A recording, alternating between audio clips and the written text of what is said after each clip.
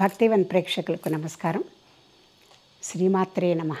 ఆశ్వయుజ శుద్ధ పాడ్యమి నుంచి దశమి వరకు కూడా నవరాత్రి ఉత్సవాలు జరుపుకుంటాం.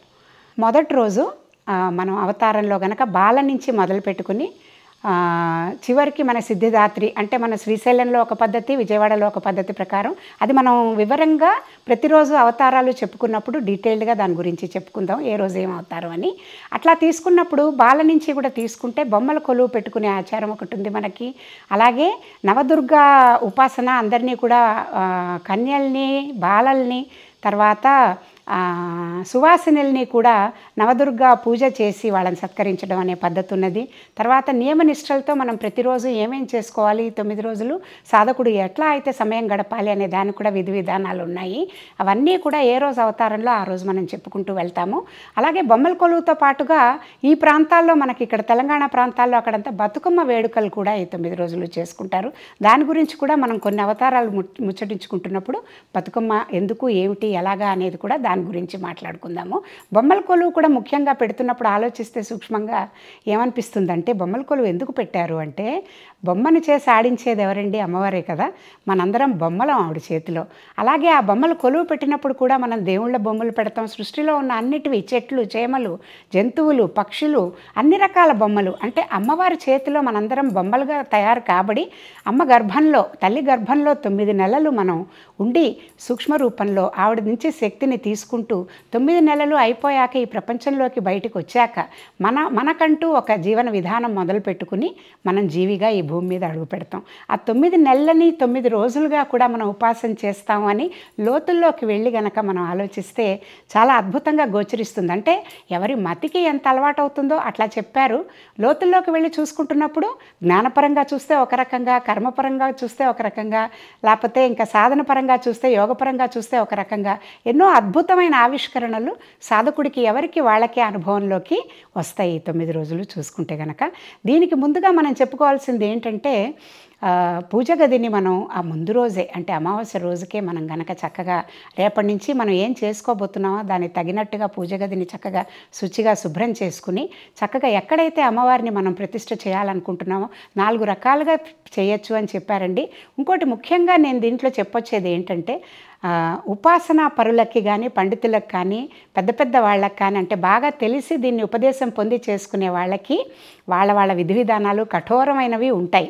నేనలా చెప్తున్నది ఎవరికంటే, సామాన్యంగా చాలామంది యంగ్స్టర్స్ కానీ, చాలామంది కొత్తగా పెళ్ళైన వాళ్ళు, చిన్నపిల్లలు, వాళ్ళకి అమ్మవారి మీద ప్రగాఢమైన విశ్వాసం, భక్తి ఉంటాయి. కానీ భయం ఉంటుంది. ఏం చేస్తే ఏమిటో, ఎలా చేయాలో ఏమిటో అని తెలియదు. కాకపోతే పెద్ద పెద్ద పండితులు చేసేవన్నీ వాళ్ళకి తెలియదు కాబట్టి అమ్మని మనం సంస్కృతంలో పిలుస్తూనే పలుకుతుందా? లేదు కదా. అమ్మ అని మనం తెలుగులో పిలిచినా పలుకుతుంది, ఇంగ్లీష్లో మమ్మీ అన్నా పలుకుతుంది, ఏమన్నా పలుకుతుంది.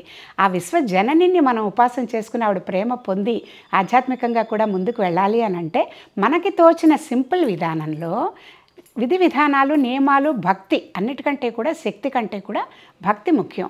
ఏ భావనతో మనం చేస్తున్నాం అనేది ముఖ్యం. అమ్మవారికి లలితా సహస్రనామాల్లో చెప్తూ కూడా అమ్మవారిని విశేషంగా ఏమంటాం? భావన మాత్ర సంతుష్ట హృదయాయే నమో నమః అంటాం. భావనలో ఆవిడని ఒకసారి తలుచుకుంటేట ఆవిడ చాలా సంతుష్టురాలు అవుతుందిట. అంత అనుగ్రహం ఉండి ఆవిడని తలుచుకుంటేనే మనకు అంత అనుగ్రహం ఇచ్చే అమ్మ కోసం మనం ఎంత సింపుల్గా చేసుకున్నా కూడా ఎక్కువగా ధ్యాస, ధ్యానం అంతా ఆవిడ మీద పెట్టి శుచి శుభ్రంగా ఉంటూ మనం విధించుకున్న నియమాలు, మన కోసం మనం ఏం పెట్టుకున్నామో ఆ నియమాలను అతిక్రమించకుండా సాత్వికమైన ఆహారం తీసుకుంటూ, కొంతమంది పొద్దున్నుంచి ఉపవాసం ఉండి ఫలాలు ఒకటే తీసుకుని, పాలు తీసుకుని, సాయంత్రం నవరాత్రి కాబట్టి సాయంత్రం విశేషమైన పూజలు, మహానివేదన అవన్నీ చేసి హారతి అది సమర్పించి అప్పుడు భోంచేస్తారు. ఇది నక్తాలు అంటారు. లేదు పొద్దునుంచి ఏం తినకుండా కఠోరంగా ఉపవాసం, జలము, పాలు ఇలాంటివే తీసుకుంటూ ఉండేవాళ్ళు ఇంకో పద్ధతి. ఇలా కూడా కాదు, పొద్దున పూజ నివేదన అయిపోయాక ప్రసాదంగా అమ్మవారికి సమర్పించింది తీసుకుంటారు. మిగిలిన రోజంతా అమ్మవారి ధ్యాసలోనే ఉంటూ సాయంత్రం మళ్ళీ పూజ చేసుకుని సాయంత్రం టిఫిన్, పలహారమో ఏదో ఒకటి చేస్తారు. ఎవరి పద్ధతి వాళ్ళది. ఏం తింటున్నాం, ఎలా ఉంటున్నాం అనే దానికంటే కూడా ఎంత శుచిగా శుభ్రంగా మనసంతా అమ్మవారి మీద పెట్టుకుని ఈ 9 రోజులు ఎంత చక్కగా ఉపాసన చేసుకుంటామో ఆ ఉపాసన ఫలితాన్ని తప్పకుండా అమ్మవారు మనకి అనుగ్రహిస్తుంది. అట్లాగే ఇప్పుడు ఇందులో మనం చెప్పుకునేటప్పుడు కూడా ప్రసాదాలు ఏమిటి, నైవేద్యాలు ఏంటి, ఇవన్నీ అని మనకు శాస్త్రంలో చెప్పినవి మనం చెప్పుకుంటాం తప్ప ఇలాగే చేయాలి ఇదే పెట్టాలి అని లేదండి. అన్నప్రసాదాలు పెట్టాలి తప్పనిసరిగా అని చెప్పి అంటారు. ఒక అన్నప్రసాదం ఏదైనా పెడుతూ ఒకటి తేనె, పంచదార, అరటిపళ్ళు ఇలాంటి ఫలాల్లో దొరికేవి కానీ, అటుకులు ఇలాంటి దొరికే బెల్లం ఇట్లాంటివి కూడా అమ్మవారికి ఏది ఇష్టమో అవన్నీ నామాల్లో చెప్పబడ్డాయి. అలాంటివి మనకి శక్తి కొద్దీ పెట్టుకుంటూ ప్రతిరోజు కొబ్బరికాయ కొట్టుకుంటూ ఎర్రటి వస్త్రం ఒకటి కప్పి ఒక ప్రదేశంలో ఐడెంటిఫై చేసుకుని దేవుడి దగ్గర అక్కడ మనం చక్కగా శుచిగా అంతా తుడిచి పెట్టుకుని అక్కడ ఒకటి ఎర్ర ఒక పీట వేసి దాని మీద ముగ్గు అది వేసుకుని ఎర్రటి వస్త్రం ఒకటి వేసి దాని మీద 4 రకాలుగా కొలవచ్చు అమ్మవారిని అని చెప్పారు.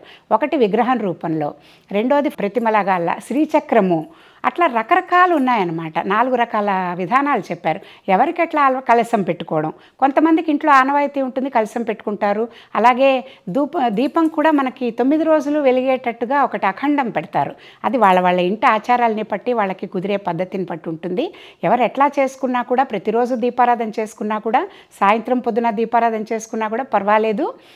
ఎట్లా అయినా కూడా మనకి చేస్తున్నది అమ్మవారి కోసమే కాబట్టి ఈ 9 రోజుల్లోనూ 3 రోజులు అంటే ఇచ్ఛాశక్తి, జ్ఞానశక్తి, క్రియాశక్తి కింద అమ్మవారిని విభజించుకుంటే కనుక దుర్గాదేవిని 9 రకాల అవతారాలుగా మనం కొలుచుకున్నప్పుడు ఒక 3 రూపాలు సరస్వతి రూపాలు, 3 రూపాలు లక్ష్మీదేవి రూపాలు, ఒక 3 రూపాలు దుర్గాదేవి రూపాలు, మహాలక్ష్మి, మహాకాళి, మహాసరస్వతి, ఈ 3 రూపాలుగా మూడింటిని కూడా చెప్పుకుంటూ చేసుకునే ఆనవాయితీ ఉన్నది. ఈ విధి విధానాలన్నీ ఏ రోజు ఏం అవతారం, ఏ పూలతో పూజ చేయాలి, ఏ నైవేద్యం పెట్టుకోవాలి, ఇట్లాంటివన్నీ మనం మొదటి రోజు నుంచి మొదలు పెట్టుకుని ఈ 9 రోజులు కూడా ప్రతిరోజు మనం అమ్మవారి గురించి కొంచెం సేపు ముచ్చటించుకుందాం. నమస్తే.